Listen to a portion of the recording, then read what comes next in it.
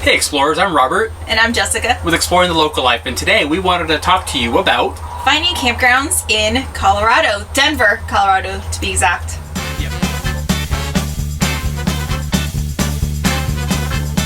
Yep. So we've been here for just about a month, and we have come across a big situation in that if you're going to go camping in Denver, make sure to save up for it. Yeah, it's very expensive to find a campground here. In March, we were able to stay here at this campground for 30 days for $850 plus electricity. And tomorrow, which is when we're leaving, it turns into a daily rate. So apparently there's a seasonal camping that happens big time here in Colorado, especially around the metro Denver area, where from April until about October, you start running into campgrounds that are only offering weekly and daily rates. Let me just tell you, that starts adding up. Plus, there's a kid tax, also known as a per child cost to it. Yep. In addition to all of that. So if we're seeing maybe $4 to $5 a day per kid, that could be $250 to $300 on top per month. And let me tell you, we're not in the business of paying over $2,000 a month for a campsite. Yeah, and not all of those include electricity either. And there are some campgrounds that are cheaper. However, they are It's just completely booked and well, not necessarily but they're not going to have anything to do. It's like amenity rich. Yeah, they're not exactly amenity rich from our research. So, your results may vary, but, we're looking to, we're very simple. We don't have a lot of needs, but we do, want somewhere where we're going to feel, like, oh, we could, go to the clubhouse, have a nice time with the kids. Or a playground, anything outside other than just like a dirt path. Yeah, so parking. To recap this first point, cost. If you're coming to Denver, plan well ahead in advance. If you get a job in the Denver area, be forewarned. Right, and we're looking at an hour. Like from the center of Denver. It's not even like we're looking like for a 20-minute drive. Exactly. We're just trying to do a 1-hour radius so I can get to my job in the Denver area. So, yeah, that's number one.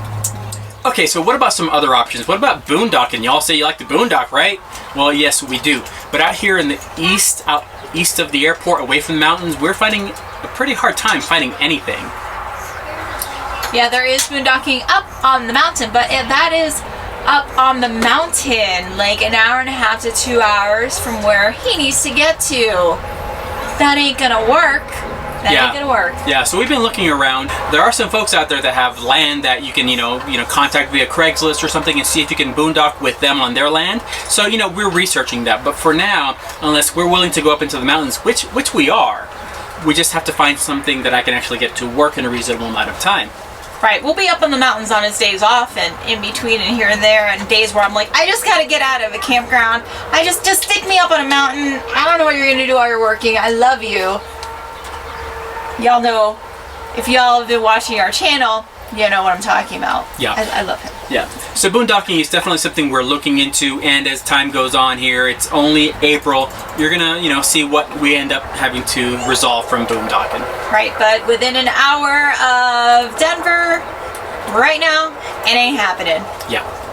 All right, so we've already talked about boondocking as maybe an option, but not for us or someone that wants to be close into Denver. So, what's another frugal type of RVer supposed to do? Maybe you look for 1,000 trails, right? Oh, there aren't any out here.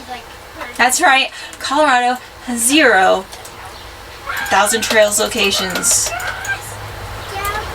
Hooray. Yeah, So that's out. So if you need to come to Denver, okay, you want to hit a festival, you're like, oh, Denver has all these breweries, it's a great place, yay, I want to be nearby. What do I do? Well, first you got to start planning. Book early, book now, plan it out, okay? If you're going to be moving often, you might have a little bit of more options. A lot of campgrounds like KOAs and things like that have those nightly rates. They have open spots, so if you're coming off the interstate, staying the night, but that's not really going to give you a lot of options for exploring. There are some Boondockers Welcomes locations that you might be able to stay at a night or two, depending on the size of your rig. So you have to be flexible. Book in advance. be willing to move around a lot, look at some Boondockers welcome spots, and maybe it won't be too bad if you are vacationing, you're up in the mountain, you want to come down for the day to Denver, you drive that hour and a half, spend the whole day in Denver, and then go back up to your camper. So actually, if you get into the mountains, you may not want to leave. You might end up near a cool little town like Crete, Colorado, or Alamosa, which is near the Great Sand Dunes, or Salida. I mean, right, and those will have more boondocking spots because they're not going to be in the city center with a lot of people trying to get here. Yeah, that may have BLM land, that may have Colorado State Park land. So yeah. Oh, and there are state parks, of course, around here. It's not a lot, but if you're booking early, that might be another option for you that you might look into. But for us, it gets a little bit complicated. So if you're full-time RVing and you're coming here, make plans. Don't just show up. I mean, you can, but then you're going to run into situations like we are with a lot of expenses that we weren't expecting, and just really having to make phone calls every day trying to find a spot that'll accommodate all four of us at a reasonable price.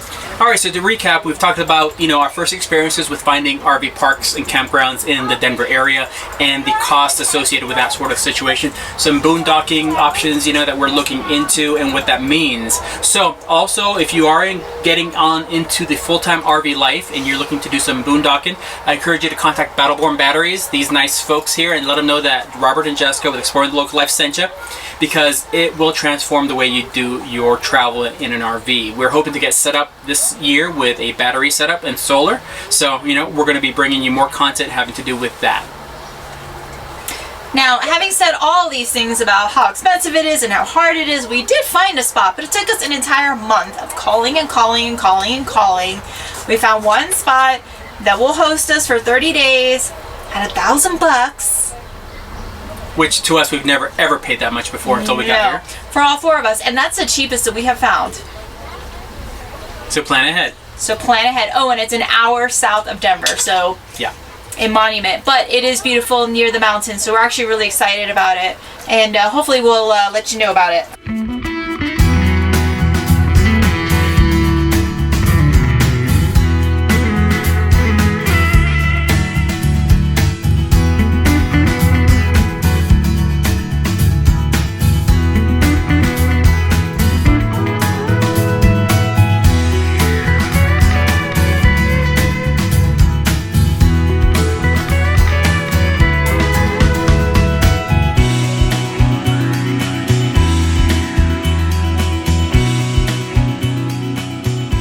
And finally, if you are in the Denver area and you have acreage and you don't mind people coming out and park, let us know. Let us know. We have parked on private property before using Boondockers Welcome, so we are totally aware and respectful of other people's boundaries and property. Thanks. So let us know what you think. If you have any questions, comments, if you know of any places that might be more reasonably priced in the Denver area, let us know. Or if you have a piece of property, share it in the comments. Yeah, let us know. Thank you so much for watching, and I hope this helps you out. Bye. Bye. Okay, what about some other options? Boondocking. We enjoy boondocking quite a bit. And here east of Denver in the Great Plains areas here, the high arid areas, we're not finding many options at all. What we are seeing is up in the mountains. Sorry, this dog's distracting. Are they cute little puppers? Oh, they are. They're like petable snuggles. Yeah. Ready?